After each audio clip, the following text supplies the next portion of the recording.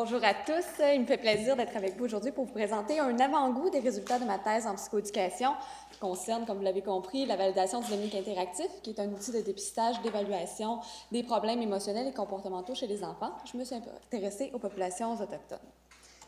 Donc, petit contexte, qu'est-ce que je fais ici, moi, qui viens vous parler des problèmes émotionnels comportementaux chez les enfants dans un colloque en dépendance? Mais je pense que je n'aurai pas besoin de vous convaincre longtemps en vous disant que les problèmes émotionnels comportementaux, c'est une problématique qui est associée à l'initiation précoce aux psychotropes, ainsi qu'aux problèmes de dépendance, que ce soit les problèmes ultérieurs ou encore en concomitance. Donc, il apparaît essentiel dans une perspective de prévention de pouvoir bien évaluer les problèmes émotionnels comportementaux chez les jeunes, mais dès le primaire, en fait, pour pouvoir bien dépister, avoir un portrait global de ces jeunes-là et pouvoir avoir des interventions qui soient spécifiques à leurs besoins. Donc, qui dit bonne évaluation, dit possiblement utilisation de tests psychologiques standardisés, surtout quand on est en prévention, au niveau du dépistage, on veut regarder un éventail de difficultés. Cependant, ce qu'on constate, c'est qu'auprès des jeunes autochtones, particulièrement pour ma part au Québec, avec des enfants qui ont langue seconde française, il y a peu, voire pas, de tests qui ont été validés là, pour ces enfants-là. Alors que, comme je l'ai dit, un test valide permettrait de mieux évaluer leurs besoins et de pouvoir faire des interventions ou organiser des activités de prévention qui soient bien ajustées. Donc, j'ai choisi le Dominique interactif pour différentes raisons. Là, on part, d'abord, c'est un test qui est auto-rapporté, donc on peut avoir le point de vue de l'enfant chez les enfants de 6 à 11 ans. Il y a 7 échelles de symptômes qui sont phobie spécifique, anxiété de séparation, anxiété généralisée, dépression, opposition, problèmes de comportement, ainsi que tous les symptômes liés au TDAH, donc inattention, hyperactivité, impulsivité. Donc, ces symptômes-là sont définis selon la structure du DSM. C'était le DSM-4, mais ça correspond également au DSM-5, qui sont les troubles les plus fréquents chez les enfants. Donc, l'enfant, on lui présente 81 situations, c'est de façon interactive. Il voit 81 situations qui arrivent à Dominique, il dit oui ou non, est-ce que ça m'arrive également? Ça prend 10-15 minutes à compléter, c'est assez simple. Donc, une présentation qui est multimédia, texte, image et voix, qui assure la compréhension. Donc, ça assure là, un certain niveau de... On n'est pas limité par le niveau de littératie de l'enfant ou encore par sa compréhension, son niveau de littératie ou encore son vocabulaire, c'est le mot que je cherchais. Donc, c'est une présentation interactive sur l'ordinateur. On limite les biais liés à la désirabilité sociale. Puis, c'est un outil dont les qualités psychométriques ont été démontrées dans plusieurs populations, que ce soit au Canada, aux États-Unis ou ailleurs dans plusieurs pays d'Europe. Donc, ça portait à croire que peut-être qu'il y a une certaine validité auprès de différents groupes culturels. Donc, mes objectifs, vous aurez compris, c'est d'étudier les qualités psychométriques du Dominique interactif pour des enfants autochtones du Québec. Je vais vous présenter aujourd'hui les résultats en lien avec la cohérence interne, la fidélité test-retest, la structure factorielle, donc la validité de ces construits-là, de ces 7 échelles-là, ainsi que l'invariance, donc l'équivalence de cette structure-là, de ces construits-là, selon le genre des enfants. Donc, pour ma part, j'ai rencontré, là, au printemps 2013 et 2016, dans 4 communautés Innu, au total 195 enfants dans leurs écoles. Donc, je me suis déplacée. J'ai choisi les communautés Innu, puisque j'avais des partenariats d'établis déjà avec ces communautés-là, des liens avec ces communautés-là. Les enfants, j'ai choisi de les prendre à partir de 8 ans, bien que le Dominique interactif est approprié pour les 6 à 11. Comme si le français est leur langue seconde et que pour certains, là, ils apprennent vraiment seulement à l'entrée à l'école, je voulais qu'il y ait une première année complétée, donc à partir de 2e année. Et 74 enfants ont été sélectionnés pour un retest. Malheureusement, il y a une communauté qui n'a pas pu être incluse pour ce retest-là, la question de logistique et de déplacement très éloignée. Donc, je vais passer vite là-dessus, je vous l'ai dit en présentant les participants. On entre dans le cœur du sujet. Je regarde mon temps, je suis contente. Donc, au niveau de la cohérence interne, c'est ce qu'on voit souvent, là, c'est pas mal un indice qu'on connaît tous là, quand on s'intéresse à la validité des tests, à leur fidélité. Donc, cohérence interne, surprise, j'ai utilisé 3 indices statistiques différents pour des raisons de distribution des données et tout ça. Mais ce qu'on peut conclure, c'est que pour l'échelle phobie spécifique et anxiété de séparation, elle présente une plus faible cohérence interne que les autres échelles. Pour ce qui est d'anxiété généralisée, dépression, opposition, bonne cohérence interne. Et les deux autres, problèmes de la conduite, hyperactivité, impulsivité, inattention, excellente cohérence interne pour ces échelles-là. Donc, voilà pour ça. C'est comparable aux autres études, là, comme en termes de résultats. Pour ce qui est de la fidélité test-retest, donc ce qui nous indique si les enfants peut-être répondent vraiment une vraie réponse, ce n'est pas parce qu'ils ont mal compris le test, ce n'est pas par hasard qu'ils répondent à une telle réponse à tel énoncé. On constate qu'au niveau, vous voyez, CIC, c'est donc ma fidélité test-retest par échelle. À ce niveau-là, on remarque que toutes les échelles présentent une bonne ou une très bonne fidélité test-retest. Et quand on s'intéresse aux items individuellement, la majorité, c'est ma dernière colonne, donc la majorité des items présentent une fidélité test-retest qui est minimalement satisfaisante.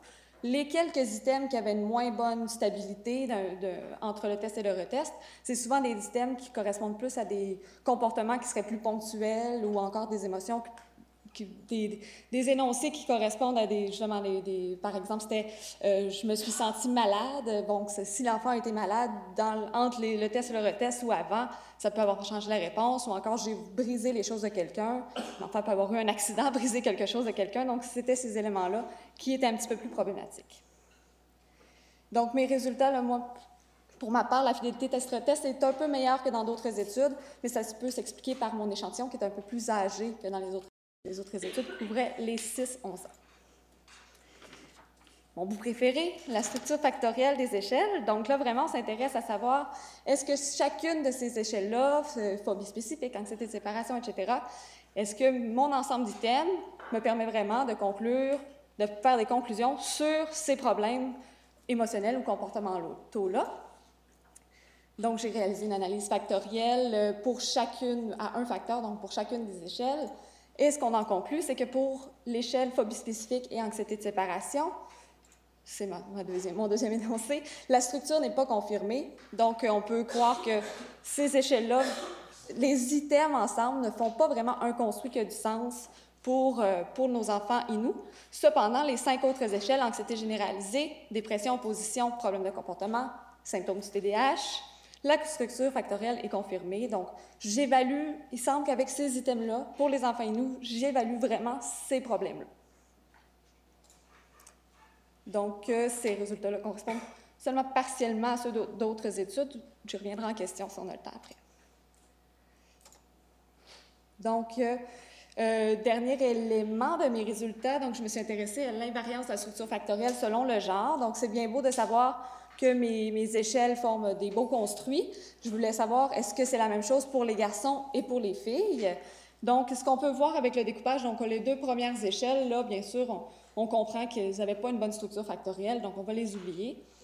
Pour les 5 autres, bon, d'abord, ce que vous voyez en fait à droite, là, dans le bout qui est un peu plus découpé, ce qu'on peut conclure de ces résultats-là, c'est que pour l'anxiété généralisée, la dépression, l'opposition, il pourrait y avoir des différences au niveau du poids des items par rapport au construit ou encore des différences dans les valeurs seuil. Donc, les scores pourraient ne pas être comparables entre les garçons et les filles pour ces 3 échelles-là. Alors que pour les 2 dernières, qui sont complètement en blanc, pour problèmes de comportement et pour symptômes du TDAH, il semble que chez les garçons, chez les filles, ce soit comparable. La mesure est équivalente. Donc, je fais un petit wrap-up de tout ça avec quelques conclusions. Donc, pour ma part, avec cet avant-goût des résultats-là, j'en conclus que le Dominique interactif apparaît comme un outil adéquat pour contribuer à l'évaluation des problèmes émotionnels et comportementaux chez les enfants autochtones Inuits. 5 des 7 échelles, comme vous avez vu, présentent de bonnes qualités psychométriques, plus précisément une bonne fidélité et une validité de construit qui est satisfaisante là, quand on regardait seulement la structure générale. Cependant, pour nos 3 dernières échelles, là, il faut prendre garde, là, on ne peut pas nécessairement comparer les scores des garçons et des filles ensemble. Peut-être qu'il y a vraiment les normes à revoir en ce sens-là. Il va falloir pousser un peu plus les analyses pour en savoir davantage. Et finalement, pour les phobies spécifiques, l'anxiété de séparation, même si elle semble présenter une bonne fidélité, donc peut-être mes items, là, ils se répondent de façon stable, je peux me fier aux réponses aux items. Cependant, les scores ne semblent pas vouloir dire grand-chose. Donc, je suggère là, pour l'instant de faire plutôt une analyse item par item pour ces 2 échelles-là. je me lance dans quelques suppositions. Je n'ai pas encore validé mes interprétations auprès des populations autochtones.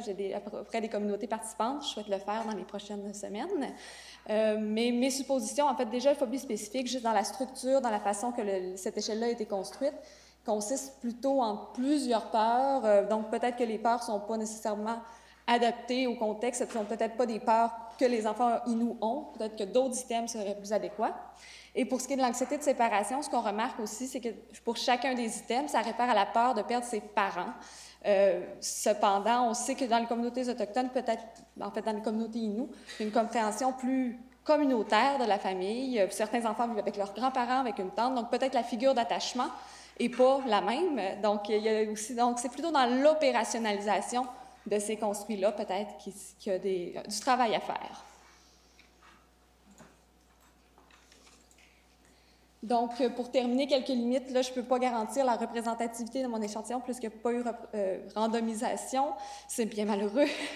Mais en fait, j'ai tenté de choisir des communautés qui permettaient de représenter, là, selon leurs caractéristiques, la nation Innu.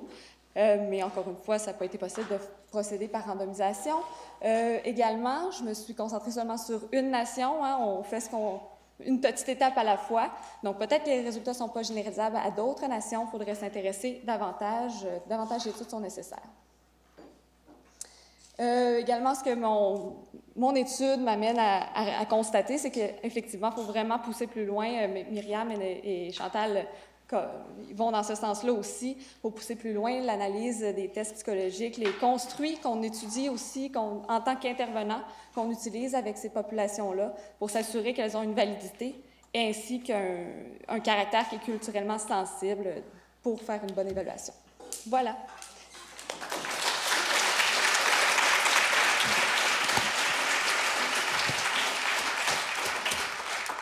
On aurait le temps pour 2 questions simples.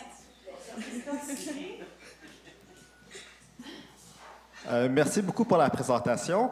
J'ai une question par rapport le Dominique interactif, donc ce sont des planches de dessin.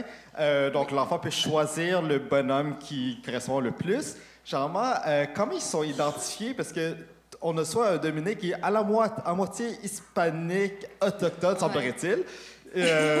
Et l'autre question, c'est que les planches de dessin sont vraiment dans des milieux urbains. On est dans la rue, on a des écoles très, très montréalais en tant que telles. Comment ils se sentent? Comment ils s'identifient?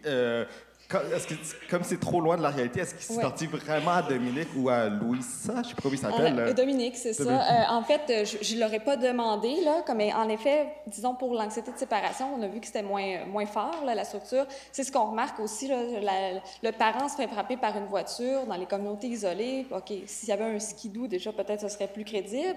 Mais en effet, c'est possiblement une limite. Je n'ai pas demandé aux enfants jusqu'à quel point ils s'identifiaient. Au niveau des traits physiques des personnages, là, je crois que ça ressemble quand même, mais c'est sûr qu'on a des enfants qui sont de tout, de plus foncés, d'autres moins foncés. Là, il y a quand même du métissage là, dans les communautés. Donc, je j'ai pas approfondi cette question-là, malheureusement. Parce que même les Européens trouvaient que les Dominiques étaient trop nord-américains en tant que tels. J'avais essayé avec des Français et eux, ils trouvaient que c'était trop... Bien, c'est possible, c'est certain qu'on peut pas... il faudrait peut-être... Les images ne correspondent pas à toutes les situations, là, mais... Avec les résultats, quand même, on voit qu'il y a une bonne fidélité, qu'il y a quand même une bonne validité de construit pour la plupart des échelles. Donc, on peut s'attendre que les enfants réussissent quand même à bien répondre aux tests. Là. Dernière question? C'est plus un commentaire. Mais moi, je veux te féliciter dans travers tes études de doctorat de t'intéresser à ces communautés-là parce que c'est beaucoup de travail. Puis on a besoin de chercheurs compétents. De chercheurs compétents, puis de chercheurs qui s'intéressent à ces communautés-là. Alors, je veux souligner. Merci beaucoup. Merci. Ouais.